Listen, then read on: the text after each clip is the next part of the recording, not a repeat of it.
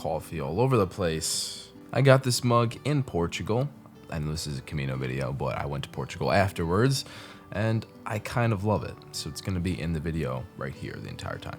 All right, so 5 things that I learned walking the Camino de Santiago. There were so many more than 5 things, but I had to narrow it down to 5 because it sounds cool. What's up, everyone? Welcome to the channel. My name is Matt Zeffy. If you're new here, consider subscribing. I post camping and overlanding and also travel in general videos. So if that's something you're interested in, again, please consider subscribing. I'd greatly appreciate it. This was my first backpacking trip of any sort ever, so I definitely learned way more than 5 things this entire trip, and it was something that I really enjoyed. Actually, I made a video about 5 things that I loved about the Camino de Santiago, if you want to check that out as well. But let's jump right into it. Number 1, I learned on day 1 that I really need to walk more. And maybe not in the sense that, you know, I wasn't fit enough to actually do the Camino de Santiago, but more so in the sense that I really want to walk more. Like, I just enjoyed the walking so much. Walking around 30 kilometers a day over there was so amazing. Yes, my feet were a little bit hurting by the last day, but I really enjoyed the walking so much so that I didn't have my headphones on. I wasn't really listening to anything, and I was just experiencing everything in front of me. And I think that if I could incorporate that somehow into my day-to-day while I'm home, I would be better off for it. So that's what I've been trying to do. I'm trying to, at least on the weekends, try and figure out a way to maybe have 10 or 20 mile days. I do commute quite a bit for work, a lot of walking involved. However, when summer comes, it just gets too hot that I end up actually taking an electric scooter. I hate it. It's not great, but it cuts down time significantly, and I don't show up to work soaked in sweat. Number 2, going along with number 1, because of all that walking, footwear is going to make all of the difference. That's what I learned immediately. And I carried shoes all the way to Spain, and I ditched them after day 1. I had these shoes and I thought they were going to be perfectly comfortable. In fact, every time I wore them and broke them in beforehand, they were so comfortable for walking. They're trail runners. However, after the first day, I physically could not walk in them. They were just too tight around my toes for some reason, despite them being wide toe shoes.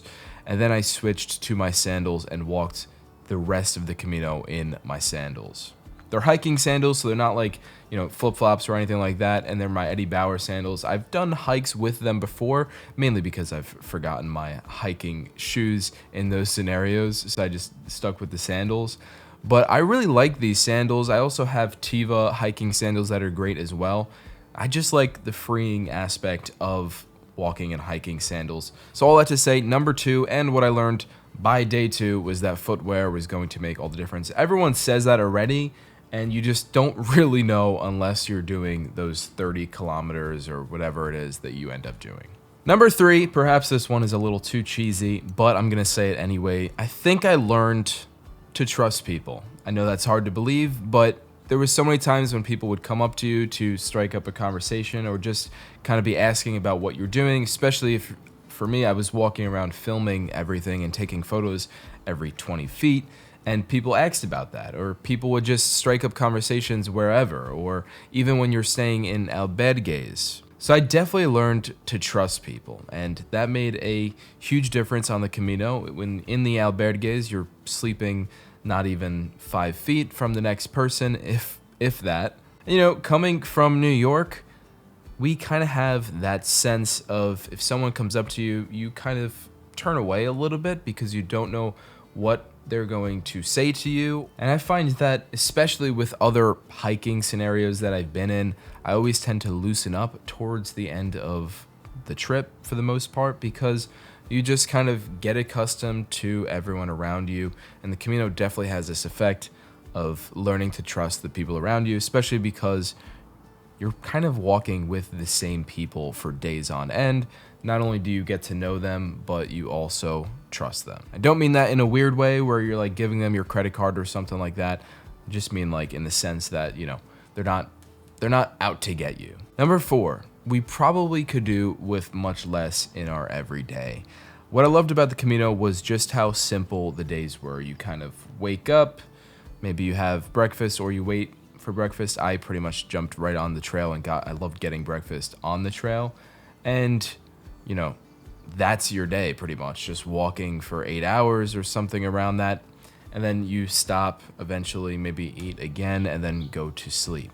I just loved the simplicity of all of that. You have this very structured but also structureless day where you're just kind of going through it and you're just experiencing the whole thing. I think just realizing that we need so much less in our day, which also leads me to number 5.